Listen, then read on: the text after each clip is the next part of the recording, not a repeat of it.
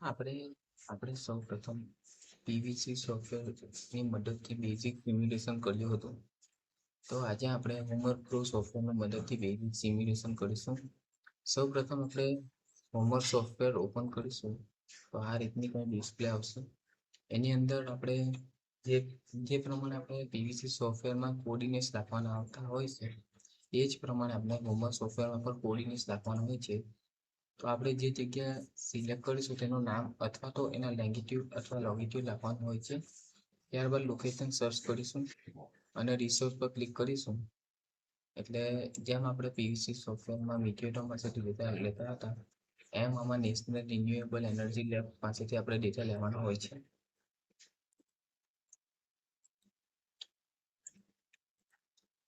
એ લેશું એટલે આપણા રિસોર્સમાં જે પ્રમાણે આપણે ડેટા આપણે રિન્યુએબલ વિન્ડ લેબના ડેટા, પછી સોલારના ડેટા અને વિન્ડના ડેટા, આ 3 ડેટા ઉપર ક્લિક કરીએ તો એના ગ્રાફ આવી જશે આમાં.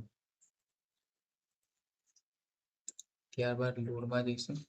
લોડ એટલે આપણે રેસિડેન્શિયલ રેસિડેન્સ પર ક્લિક કરી ઓકે કરીશું. જેમ આપણે પીવીસી સોફ્ટવેરમાં વર્ષના ડેટા લેતા હતા, તો આપણે હોમવર્ક પ્રો સોફ્ટવેરમાં એક દિવસના ડેટા લેવાનું હોય છે.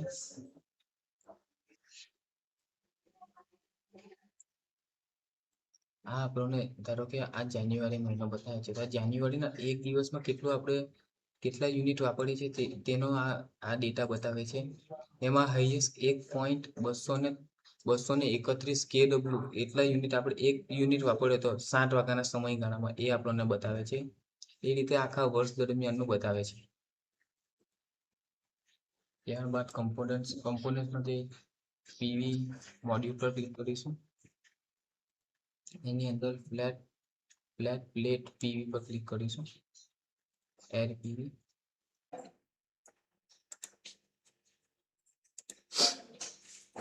આપણે વર્ષના એક દિવસ દરમિયાન કેટલા kWh પર ડે આવે છે એ નાખ્યા પછી પીવી મોડ્યુલ પર સિલેક્ટ કરીશું.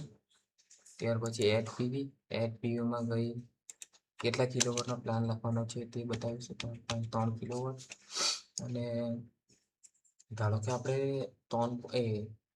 330 વોટ પીકની પેનલ લઈએ છીએ, તો 3.3 કિલોવોટ એટલે કે 3300 વોટ થયા. આપણે 3300 વોટ થયા તો આપણે 3300 ભાગ્યા 330 વોટ પીકની પેનલ લેવાની હોય છે. તો 3300 ભાગ્યા 330 કરીએ તો 10 આવે, એટલે આપણે 10 પેનલ લેવાની હોય છે. 330 વોટ પીકની. તો એક પેનલને આપણે 60,000 ગણીએ ઇન્ટુ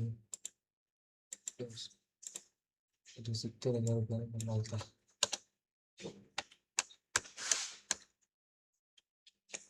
એનો રિપ્લેસમેન્ટ કોસ્ટ અને પ્લસ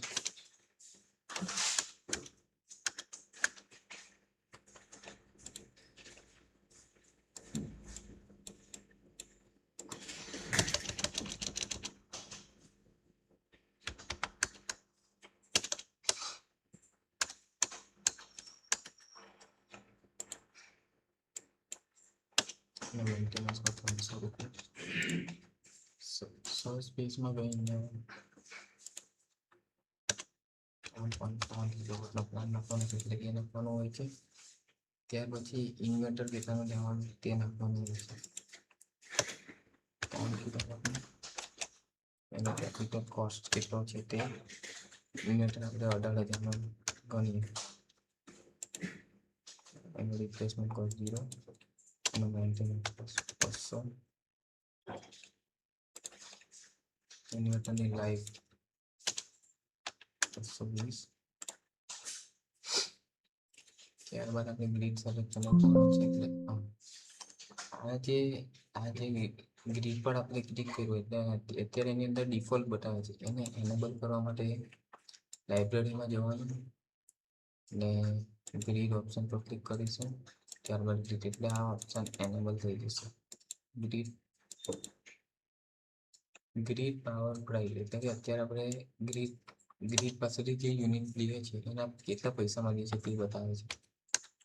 તો આપણે 8 લાખી દઈએ અને જ્યારે આપણે ફ્લાવર પ્લાન્ટ નાખી દઈશું ત્યાર પછી જે પ્રાઇસ બતાવે છે તે આપણે બેંકમાં પાછો ગ્રીડને બેસીશું એ બતાવે છે.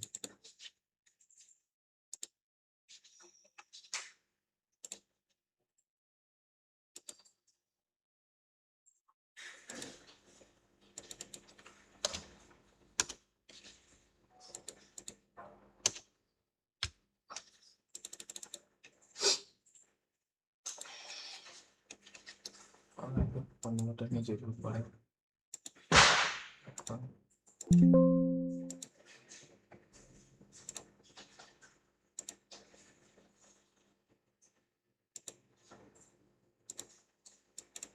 આપણે 3 કિલોવોટની ઇન્વર્ટરની જરૂર પડશે.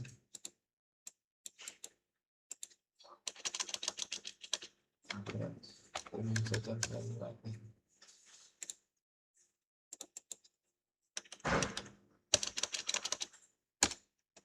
રિપ્લેસમેન્ટ 5 ની પડતા એટલા નથી નાખતા.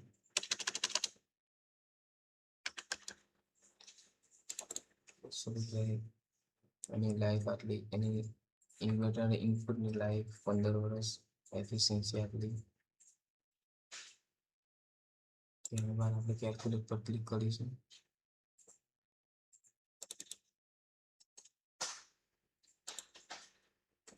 આમાં આપણને એવું બતાવે છે કે આપણે જ્યારે પ્લાન નાખીશું તો પીવીસીસમાં કેવું બતાવતા હતા કે એના પેબેક પીરિયડ કેટલો એ પ્રમાણે આપણને હોમવર્ક સોફ્ટવેરમાં 3.75 વર્ષ એટલા વર્ષમાં આપણને એના પૈસા રિટર્ન મળી જશે. અને રિટર્ન ટુ ઇન્વેસ્ટમેન્ટ આટલા ટકા બતાવે છે. આ રીતે હોમવર્ક પ્રોની મદદથી આપણે બેઝિક સિમ્યુલેશન કરી શકીએ છીએ. આમાં ઘણા બધા અલગ અલગ ટેબ પણ હોય છે. આપણે બીજા વિડીયોમાં કંટ્રોલર છે, જનરેટર છે, પછી વિન્ડ પીવી છે, સ્ટોરેજ છે, કન્વર્ટર છે, બોઇલર છે, હાઇડ્રો છે. આમ અલગ અલગ ટેબની મદદથી પણ આપણે સિમ્યુલેશન કરીશું.